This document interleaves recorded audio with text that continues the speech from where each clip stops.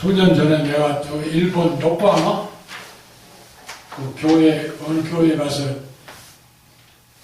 그 특강을 거기에 심호하는 목사님이 나 아는 목사님이신데 부탁을 해서 내가 이 얘기를 좀 했더니 그 일본 두 부부가 참석을 해가지고 참 좋은 말 들었다고 그렇게 얘기하니까 기분이 좋더라고요. 그런데 이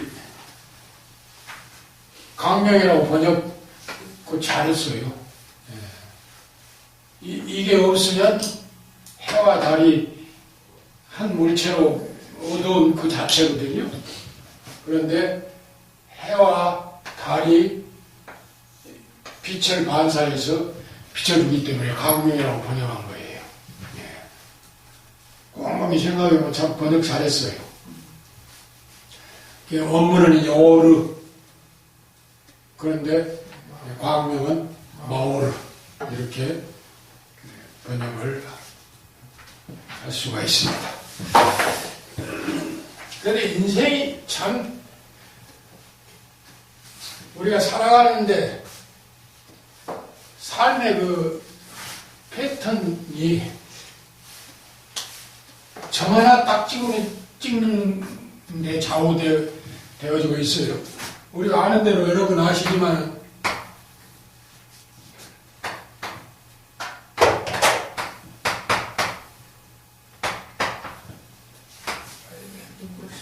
불가능이 이게 불가능.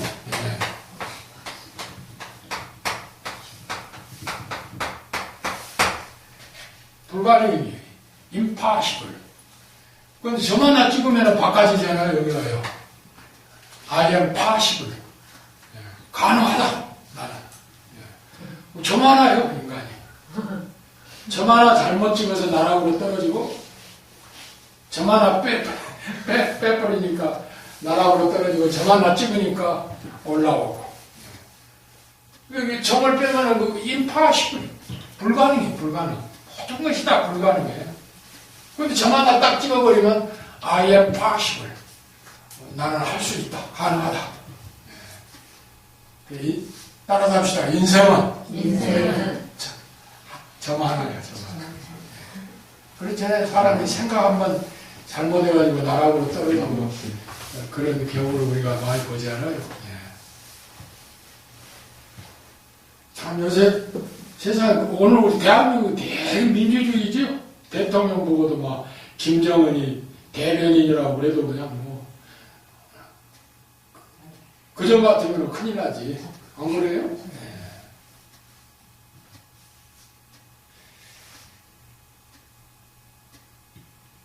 세상은 아이러니한 거예요. 그 아이러니한 게 뭐냐면 혼돈된 혼돈해요. 인간은. 그러니까 심층 심리학자 들이 이용을 할 때 인간은 그 혼돈된 인간인데 그 혼돈된 인간의 그 핵심을 이용해서 간조를 할 때 거기에서 이제 인간미가 나타난다고 그러지 않습니까? 그러니까 프로이드 같은 사람은 그걸 전부 그 남녀, 그 섹스 관계로 연결을 하잖아요. 좌절하는 것도, 뭐, 싸우는 것도, 이 세상은 이게 혼돈한 거예요, 혼돈된 세상에서 우리가 어떻게 점을 잘 찍느냐, 그 점. 이거 중요하다고 나 생각했거든요. 이거 그냥 점이, 그냥 점이라 보면 그냥 점인데, 너무너무 중요한 거예요, 그게. 점 빼면 impossible이야, impossible. 불가능해, 불가능. 난 모르겠다. 점 하나 찍자 하니까, I am possible. 여러분들은 possible 할 수 있어, possible. 가능한 거예요. 예수님이라고 하는 점을 딱 찍어 놓으니까. 그렇죠? 자, 6페이지 한번 넘어가 볼까요? 여기는 이제 2장으로 넘어가, 2장인데, 인간 창조, 신학적 고찰인데, 조직신학 공부할 때 인간론에서 조금 거론을 했기 때문에 별로 할 필요가 없이 그냥 넘어갈까 하다가, 그래도 다시 우리가 책임질을 하는 자세로, 조직신학 인간론을 공부하신 여러분들은 이제 아시고, 또 혹시 잊어버렸더라도 우리가 이걸 다시 한번 거론할 때 부상이 되어지리라고 생각을 하면서 한번 봅시다. 원적 고찰은 뭐 밑에 기록된 대로 아담, 이시, 에노시, 깨베르 이렇게 얘기를 하고 있죠. 그런데 이 아담이 고유명사와 보통명사로 갈라져요. 아담을 고유명사로 사용할 때는 아담 자신을 말할 때 고유명사로 사용을 했어요. 그런데 보통명사로 볼 때는 인류, 사람이에요. 그냥 사람, 아담이. 사람이라고 하는 그런 말입니다. 그런데 사람인데 그 사람 가운데 이제 여자와 남자가 있거든요. 그런데 이 남자를 얘기할 때 이제 남자를 얘기할 때 이시 이렇게 씁니다. 이시.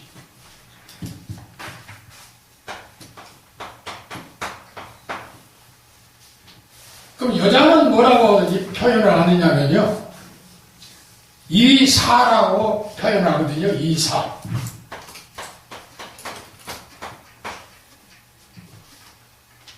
그럼 이사라고 하는 말은 어디서 파생이 되느냐면 이 시에서 파생이 됐습니다. 남자라고 하는 이 시에서 여자라고 하는 이사가 파송이 됐어요. 근데 그 언뜻을 보면은 여자와 남자를 차별을 짓기 위해서 그렇게 한 거 아니에요. 질서를 의미한 것입니다. 질서. 어원이 이제 그렇게 되어 있어요. 그래서 이 아담은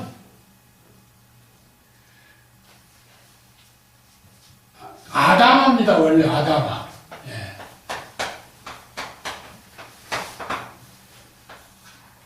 그러니까 아담아 하니까 뭐 일본말 같네. 예.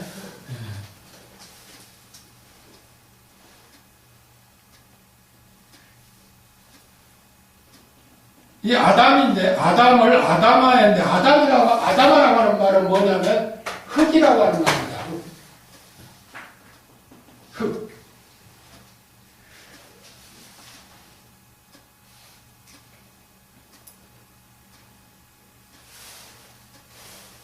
그런데 또 이제 영문 성경 보면 좀 재미져요. The spool on the ground. The spool on the ground. 흙으로부터 온 티끌. 예. 흙으로부터 온 티끌. 그러니까 흙은 흙이지만 인간을 만들 때 더 티끌로 만들었다. 티끌. 그러니까 예수님이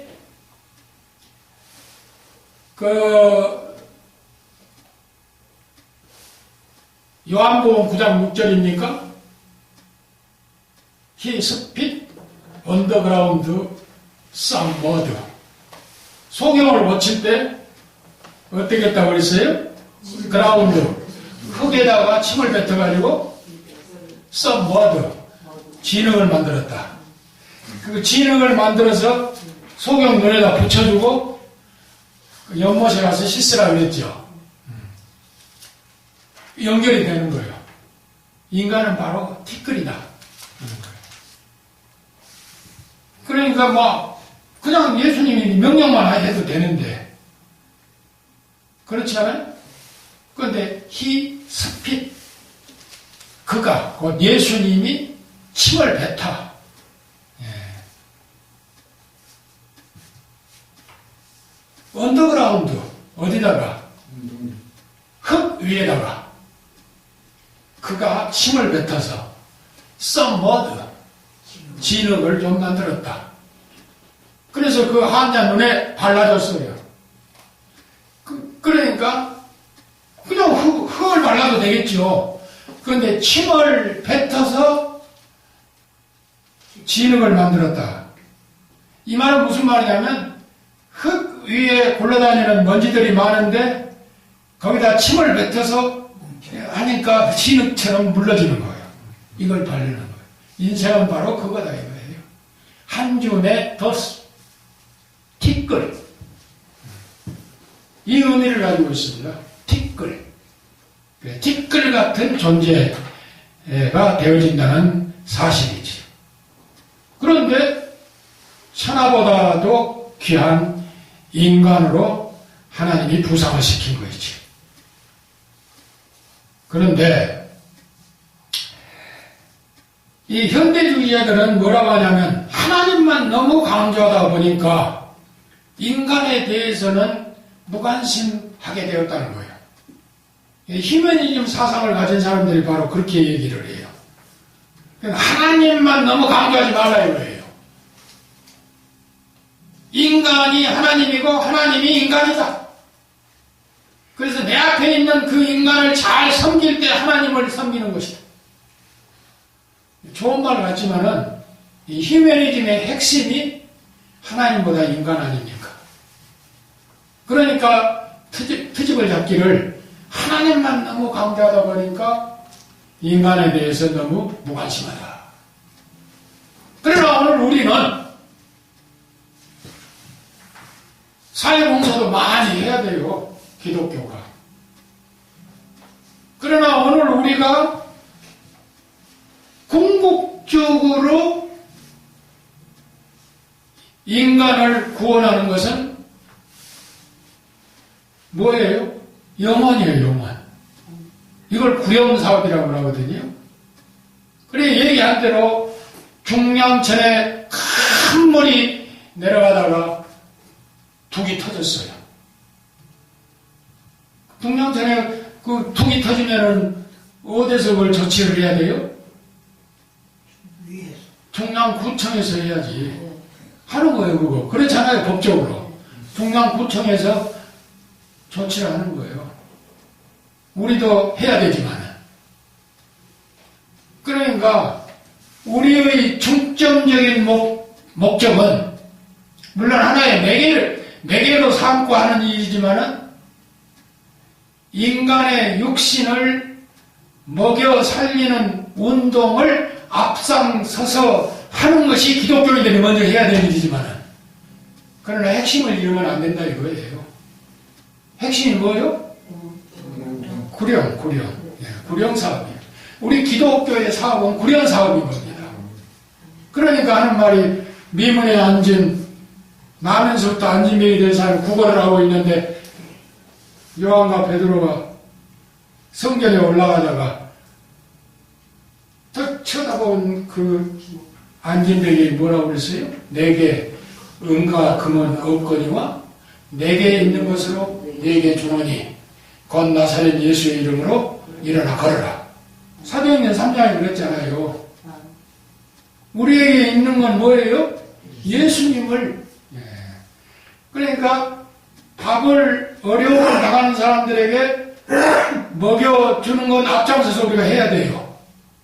그러나 핵심적인 구령사업에 대해서 놓치면 안 된다 이거예요. 우리의 중심이 구령사업이기 때문에. 그러니까 우리 기독교는 자선사업하는 단체도 돼야 되지만 자선사업하는 단체가 아니고 구령사업하는 단체라 이거예요. 그런데 인식을 하기를 자선사업하는 단체로 보고 있어요.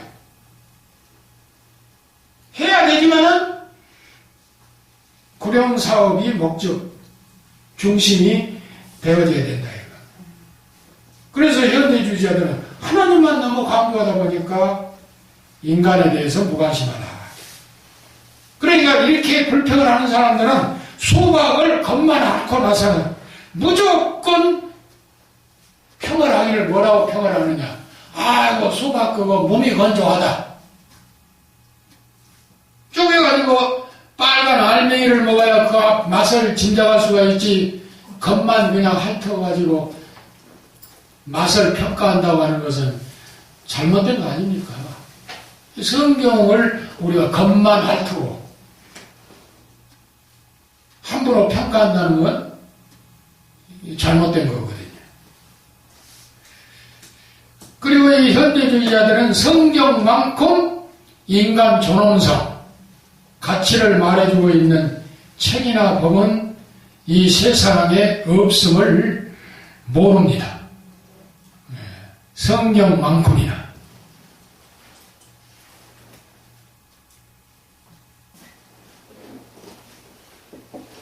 성경은 창조 질서의 최후의 절정이지요.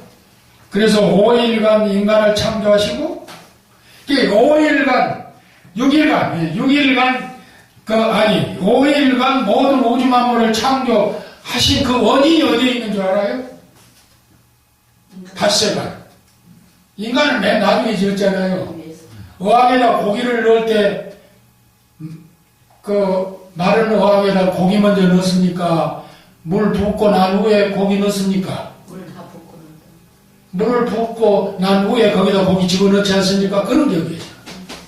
그러니까 하나님이 닷새간 만물을 창조하신 이후 여섯째 날에 인간을 만드시는 것은 바로 이것인데, 다섯 날을 모든 걸 다 만드신 것은 하나님을 위해서 만들었겠습니까? 인간을 위해서 만들었습니까? 나를 위해서 만드신 거예요. 그러니까 첫째 날, 둘째 날, 셋째 날, 넷째 날, 다섯째 날 만든 모든 것은 나를 위해서 만들어서 어떻게 했어요? 선물로 주신 거예요. 엄청난 선물을 받은 거예요. 그래서 다섯 날을 창조하신 그 창조의 모든 것을 나에게 선물로 안겨주신 하나님. 이게 내 하나님인 거예요. 그리고 그걸 다스리라 그랬어요. 생육하고 번성하고 다스리라. 그 선물은 귀한 거예요, 나쁜 거예요? 비싸든 싸든 선물은 귀한 거예요. 그렇잖아요? 창조의 과정, 방법이 다른 피조물과 전혀 또 달랐습니다. 사람을 만들 때. 그래서 친히 흙으로 빚으시고 생기를 그 코에 불어 넣었잖아요. 2장 7절에 보면. 그리고 형상과 모양을 반영시켜 주셨습니다.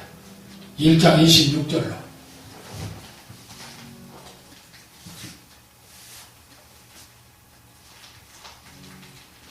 어떤 사람은 예수를 그리라 하니까 두루마기 입고 한복 입은 예수님을 그렸어요. 또 흑인들도 그리라 하니까 흑인으로 그렸어요. 이거 다 다른 거예요.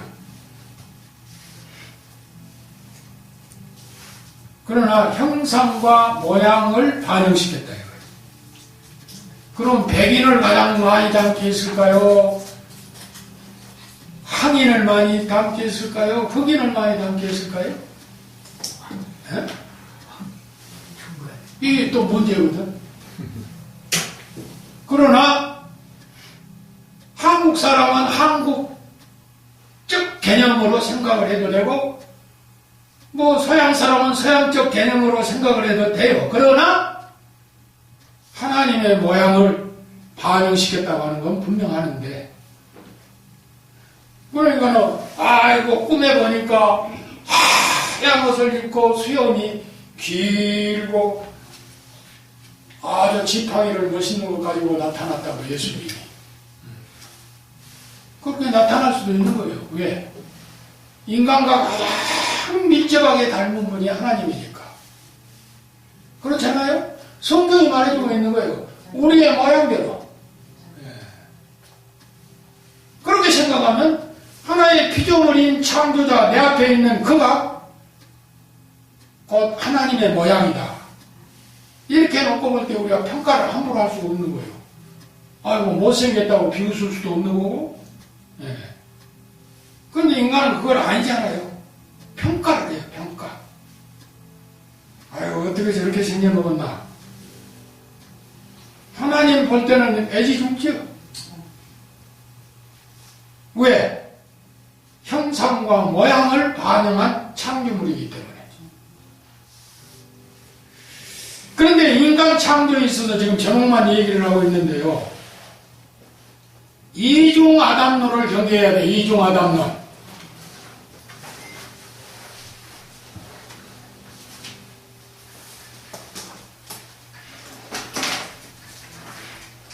그전에 미아리놈의 이중 아담론을 주장한 목사 아주 교회에 많이 모였어요.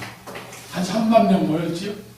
지금은 저 수유리 쪽으로 이사 갔는데 이중 아담론, 이중.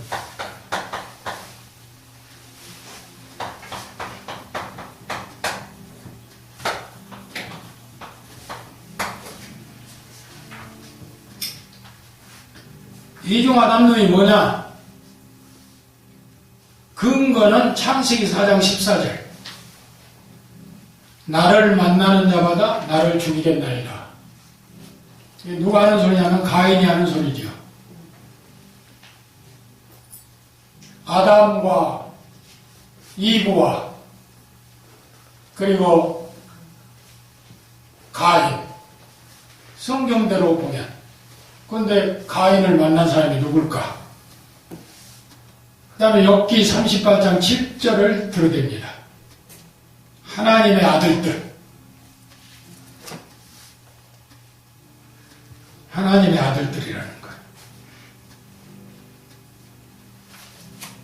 그러면 욥기 38장 7절에 하나님의 아들들이라고 하는 말은 차치하더라도 창세기 4장 14절을 어떻게 봐야 되냐 이거예요.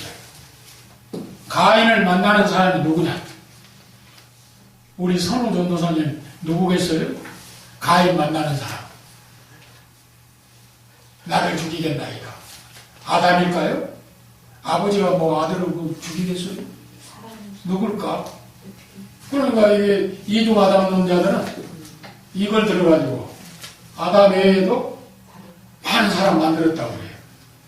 옹기절에서 옹기부터씩. 그렇잖아요? 내가 얘기했죠, 언제.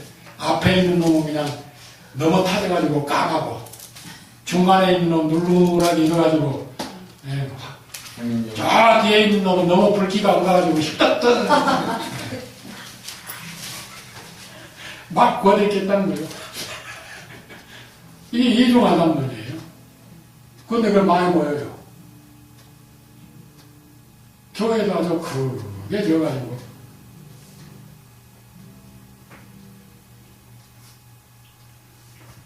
거기서 나보고 축사 한번 해달라고 초청이 와서 축사. 장로 장님한테. 장로 장님을 하는데 갔어요. 안 간 거 아니고. 50명을 장로를 장립을 하는데 웬만한 교회예요, 교회. 그 축사를 하는데 내가 이단이라는 소리를 했더니 아주 인간미가 달라지더구만. 이단들이 많다고, 직접 그 사람한테 이단이라는 소리는 안 하고, 잘못된 이단들이 득실을 하고 있고, 어쩌고, 아니, 우리가 바로 믿어야 된다고 이제 이런 소리 찍찍찍찍 했더니, 밥을 먹는데 불편하게 먹고 왔었어요. 교통비는 많이 주더구만.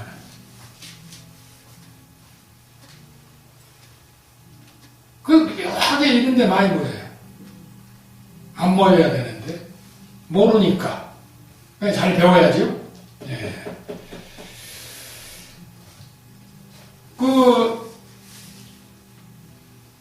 가인을 만나는 사람들을 그렇게 옹기점에서 옹기 그릇을 만들어가지고 굽어내듯이 많은 사람을 하나님이 만들었다고 이렇게 주장을 하지만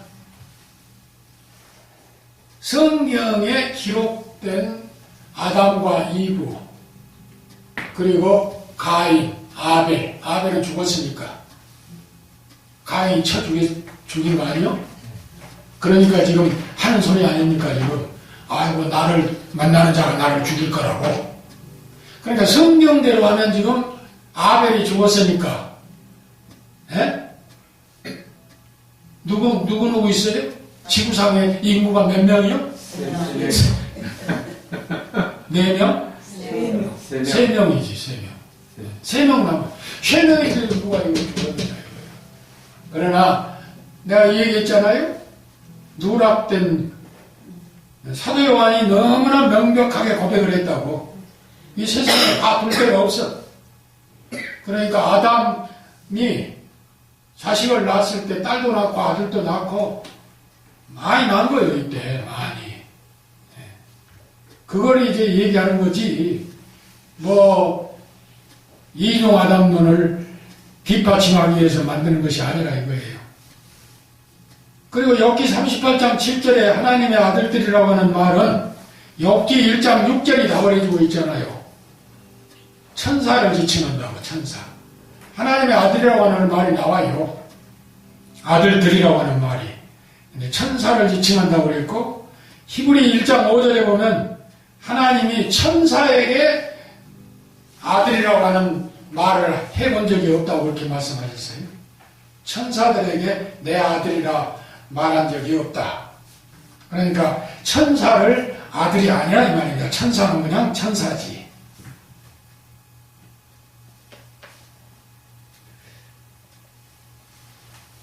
그 다음에 이제 여러 설이 나오죠. 아담 동시일론. 아가시스라고 하는 사람이 주장을 했는데요. 아담과 동시에 다른 곳에 다른 인간이 창조됐다는 얘기고 아까 얘기했던 대로. 그리고 아담 전인론이라고 하는 거 있습니다. 전인론. 윈첼이 주장을 했는데 아담은 유대인의 시조일 뿐이라는 거예요. 아담은 유대인의 시조다. 그 다음에 고대 헬라 토생론이라고 하는 거 있어요. 토생론.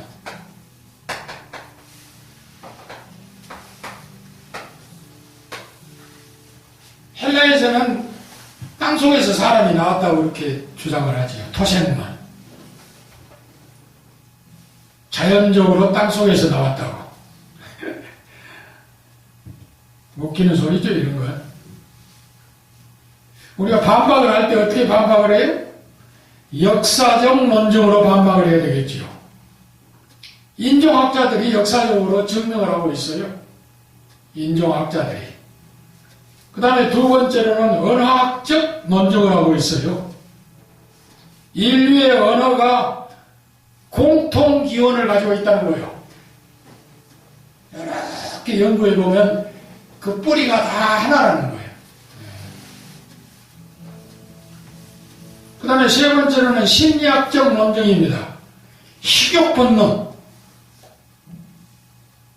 또 욕구 본능, 도덕적, 영적 특질을 갖고 있는 거예요. 동서양 사람이 다 똑같다는 거예요. 서양 사람도 배고프면 배고픈 줄 알지요. 욕구 본능도 똑같아요. 그 다음에 네 번째로는 생리학적 논증입니다. 두뇌가, 골격, 조금 크고 적은 건 차이가 있겠지요. 그리고 치아, 자녀를 생산하는 것, 그리고 온도, 맥박, 질병의 원인, 감수성이 다 동일하다는 거예요. 근데 그 가운데 가장 우리가 알기 쉬운 건 맥박이에요. 맥박이 정상이 몇 번 뛰어요? 정상적인 사람이 70번 안팎이죠. 서양 사람들도 맥박이 70 기준이에요. 이렇게 생리학적으로 증명을 해주고 있어요. 우리도 자식 낳고 서양 사람들도 자식 낳고 욕구 본능도 다 똑같고, 서양 남자들도 예쁜 여자 보면 좋아하고 서양 여자들도 잘생긴 남자 보면 좋아하고. 이게 욕구 본능이에요. 똑같은 거예요. 그럼 성경에 내다보면 뭐라고 그럽니까? 창세기 3장 20절에 보면 하가 모든 산자의 어머니가 된다 그랬습니다. 그래서 인류적으로 보면 모든 산자의 어머니요, 구속사적으로 보면 택자의 어머니. 예. 누가? 하가 택자의 어머니인 것입니다. 사도행전 17장 26절에 보면 모든 족속을 한 혈통으로 만들었다. 이렇게. 모든 족속을 한 혈통으로 만들었다. 바울이 아덴에서 하는 말입니다. 이 말이. 한 사람 아담으로부터 나왔다 이 말입니다.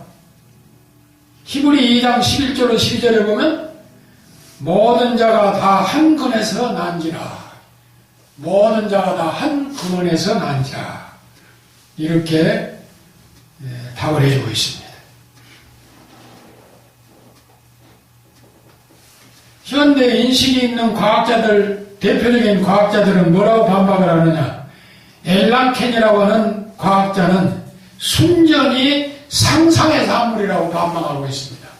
이종하다는 상상의 산물이다.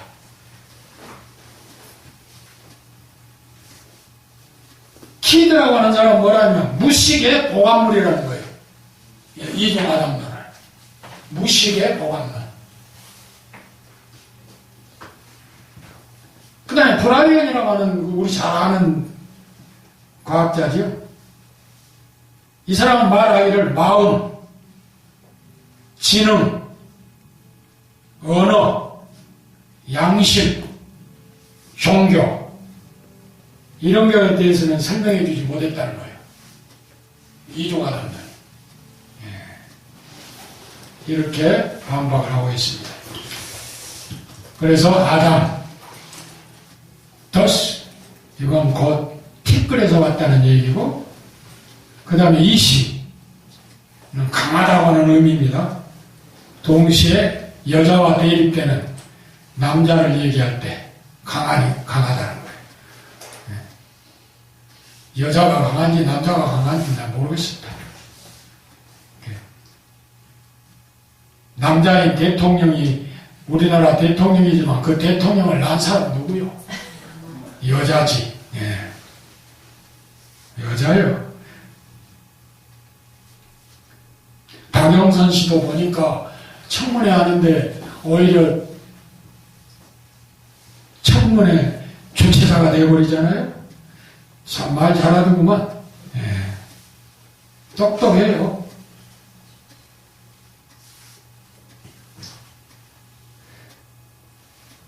그 다음에 그 에노시라고 하는 건 허약한 사람을 얘기할 때 나와요. 허약하다. 병 비실비실하니. 에노시. 그 다음에 이제 게베르라고 하는 거에 나오는데 게베르.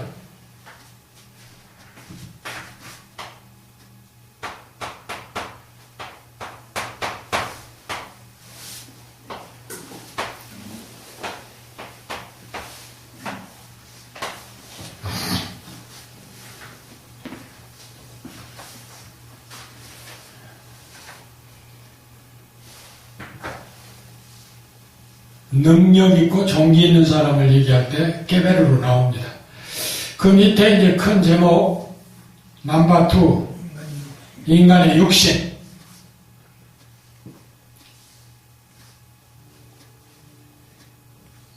이 육신은 뭘로 됐다고 그랬어요?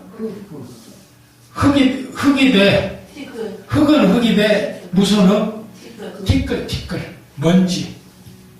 얼마나 참 허무합니까? 이걸 생각하면. 예. 아주 허무하고 겸손해야 될 존재죠? 그래서 창세기 18장 27절에 아브라함이 고백할 때 뭐라고 고백했느냐? 나는 티끌 같은 존재로서이다. 예. 나는 티끌 같은 존재로서. 그렇게 고백을 했어요. 왜냐하면 왜 티끌로 만드셨을까? 감사하면서 살아가는 거예요. 한 줌의 티끌 같은 존재이기 때문에. 진짜 한 줌의 티끌 같은 존재예요. 죽어서 화장시키면 참 허망하잖아요. 한 줌의 죄예요, 죄, 한 줌의. 그 물에다 띄워버리면 그냥 오도록. 이 인간이에요. 흙으로 돼, 흙집. 이 흙집이 우리는 전세를 내서 살고 있습니다. 그러면 전세금 줬어요? 안 줬잖아요. 월세도 안 주고. 얼마나 비쌉니까? 전세 월세가. 강남에 사신 분들 매덕 줘야 전세 없고 그러잖아요. 예.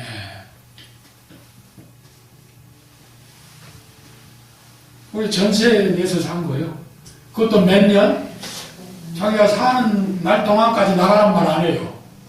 예. 80년 사면 80년. 돈 한 푼 내지 않고 병원에는 잘 내도 살고 있는 거예요. 그러다가 갈 때 되면 이제 가는 거예요. 허르락이 불면. 하루길 되는 내 모양. 덧없이 가는 거예요. 이게 우리가 흙집에 머물러 살다가 영원한 하나님의 나라에 가는 거지요. 그러나 겸손하게 살으라고. 다른 걸로 만들 수도 있는데 그 흙 가운데서도 흙먼지로 우리 인간을 빚어가지고 만드셨다는 거예요. 그렇기 때문에 항상 겸손하고 그리고 감사해야 돼요. 감사해야 돼요. 예.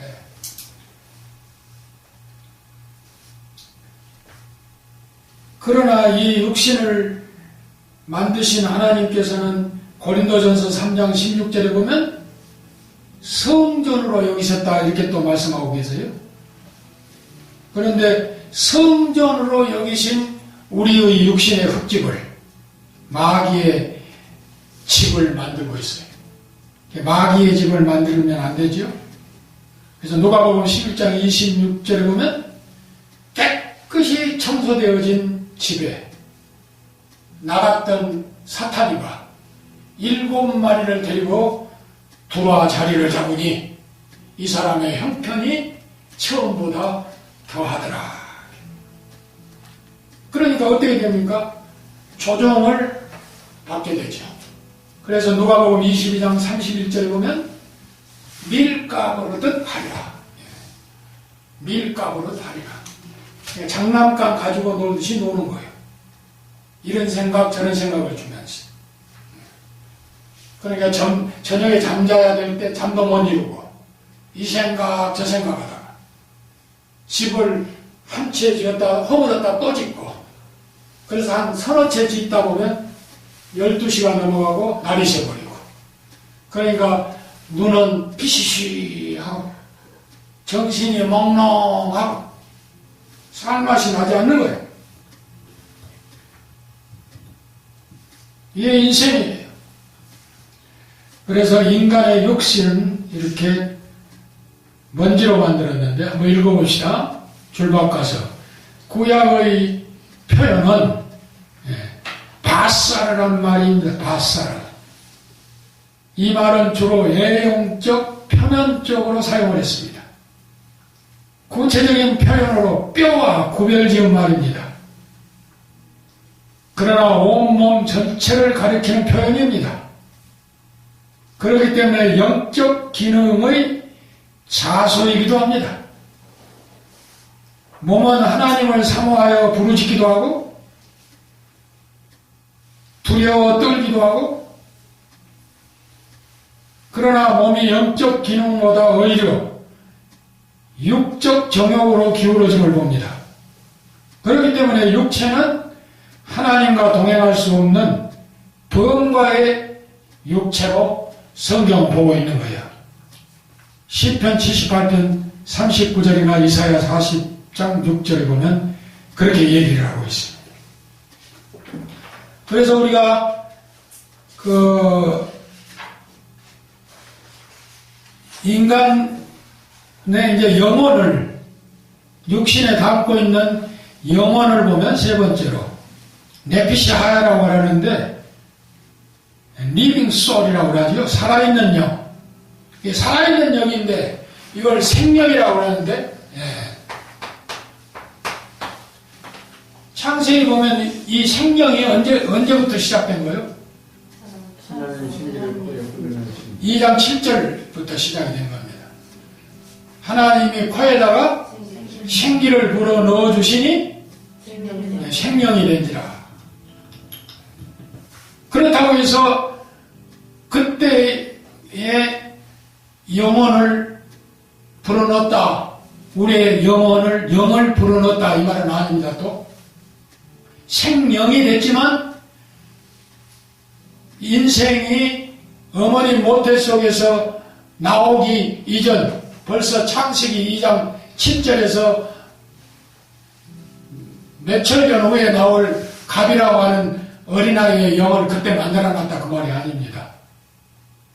이게 무슨 소리예요? 이걸 선제설이라고 그래. 선제설. 그거 아니에요. 선제설 주장하면 안 됩니다. 그럼 또 유전설을 주장하거든요. 유전설은 부모의 영을 자식이 이어받는다. 근데 여기에 이제 걸림돌이 된 건 뭐냐? 그러면 아버지의 영을 물려받았느냐, 어머니의 영을 물려받았느냐가 걸림돌이 돼요. 그렇지 않겠어요? 갑과 을이 애를 낳았는데 그 애의 영을 이 주장대로 한다고 하면 물려받았다. 그 어머니의 영이냐 아버지의 영이냐 이게 걸린 거예요. 그러나 창조설을 주장하는 거예요. 이게 우리 개혁주의에서 창조설을 주장해요. 창조설을 주장하는데 하나님께서 그 어린아이가 어머니 모태 속에서 생기는 순간에 하나님이 주시는 거예요. 이게 창조설이에요. 이걸 우리 개혁주의에서는 가장 많이 주장을 하고 있는 것입니다. 그런데 선제설을 주장하는 것은 하나님께서 이미 영혼들을 다 만들어가지고 큰 독감 같은 데다가 놔뒀다가 갑이라는 놈이 탄생하면 꺼내가지고 주고 을이라는 놈이 탄생하면 또 꺼내가지고 주고 이게 선제설이에요. 그게 맞은 것 같지만은 예전과의 우리가 그 전능설을 믿을 때 맞는 것 같지만은 선제설은 맞지 않는 거예요. 또 유출설이 있어요. 유출설도 아니고 선제설도 아니고 유전설도 아니고 우리는 창조설을 주장한다. 왜? 어머니 모태 속에 생길 때 그 시간이 언제인지는 모르지만 그러나 하나님이 그때 창조해 주신다. 그러면 또 만난 인간이 날 때마다 창조하시니 그것도 창조냐 그래. 그 창조를 우리가 믿지 않으면 뭘 안 믿어야 되느냐? 하나님의 이적을 행하시는데 이 이적이 자연 발생적인 것입니까? 아니면 갑작스러운 일어나는 행위입니까? 예? 갑작스럽게 일어나는 거 아니에요. 이걸 비상섭리라고 그래요. 조직신학 할 때 배웠으니까 지금 얘기하는 거예요. 통상섭리와 비상섭리 기억나죠? 네. 통상섭리는 그대로예요. 그대로. 근데 비상섭리는 비상수단이에요. 홍해가 갈라지는 것이 통상섭리입니까? 비상섭리입니까? 통상섭리는 안 갈라져야 돼. 그냥 홍해 그대로 흘려야 돼. 요단강도 그대로 흘려야 돼. 이게 통상섭리요. 이게 하나님의 통상섭리입니다. 그러나 비상수단을 쓴 비상섭리가 생겨질 때 요단강이 멎게 되는 거예요. 지구의 자전에 의해서 해가 멎어야 됩니까? 안 멎어야 됩니까? 안 멎는 것이 통상성리예요. 그런데 여호수아에서 보면 멎었어요, 안 멎었어요? 이사야에서 보면 멎었어요, 안 멎었어요? 그래서 두 군데 딱 하면 24시간 하루를 멎었어요. 왜 멎었습니까? 통상성리는 멎을 수가 없는 거예요. 그런데 비상성리가 형성될 때 멎은 거야. 이 비상성리요.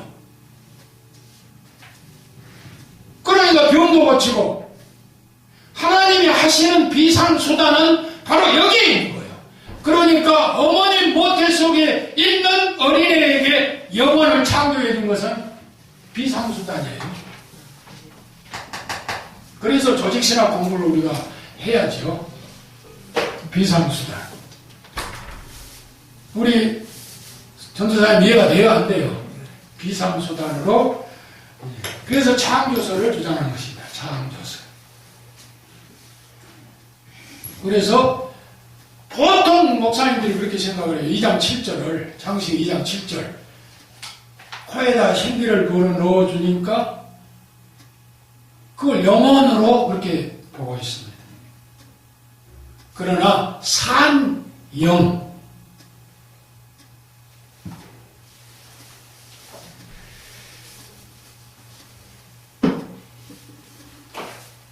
이게 living soul이라고 그랬습니다. 그래서 보면 인간은 두 개의 요소로 되어 있다고 그랬죠. 물질적 요소와 영적 요소. 그래서 사도 바울은 오호라 나는 공부하는 자로다. 두 사이에서 끼어가지고 고통을 하는 거죠. 육신 편을 들어야 되느냐, 영혼 편을 들어야 되느냐. 이게 아주 중요한 거죠. 그 다음에 맨 밑에 줄 보면 인간의 혼의 본질. 이 혼에 대해서 3분설을 주장하는 분들이 있죠. 영과 혼과 육. 히브리 4장 11절, 데살로니가전서 5장 23절 두 군데 딱 나와요. 영과 혼과 육. 두 번 딱 나온다 이 말이에요. 근데 두 번 나온 건 이건 바울 사도의 문학적 표현이에요.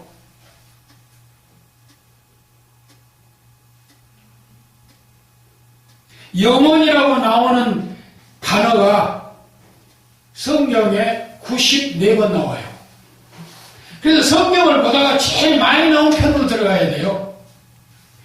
제일 많이 기록된 편으로 우리가 들어가야 됩니다. 그래야 이상이 없습니다.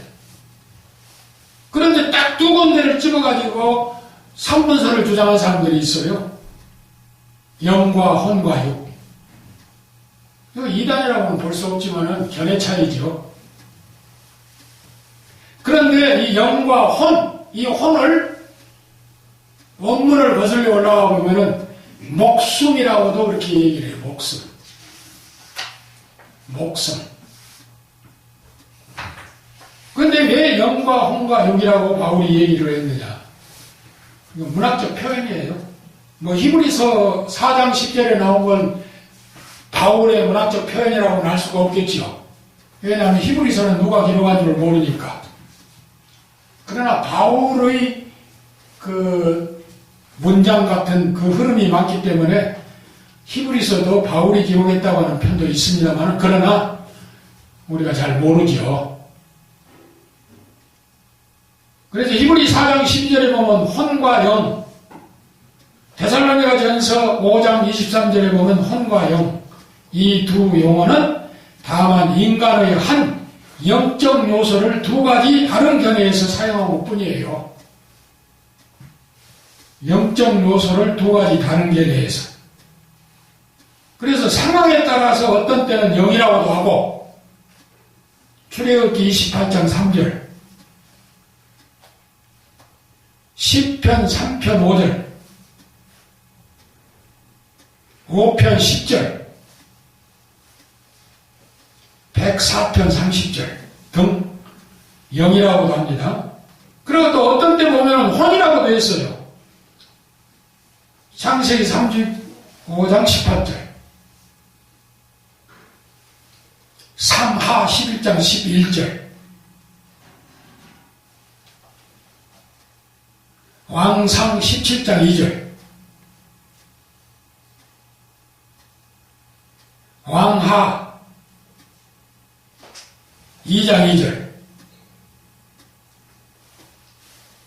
이사야 15장 4절 등. 그래서 어떤 때는 영이라고 그렇게 사용을 했고 어떤 때는 혼이라고 사용을 했습니다. 그런데 우리 예수님께서는 딱 일축을 했어요. 한마디로 마태복음 10장 28절에 보면 영혼을 좌우하실 분 두려워하라 그랬습니다. 일축에서. 그래서 영혼이라고 하는 단어가 성경 전체 내용 속에 94번이 기록이 되어 있다. 94번이. 따라합시다. 영혼. 그래서 우리는 이문설입니다.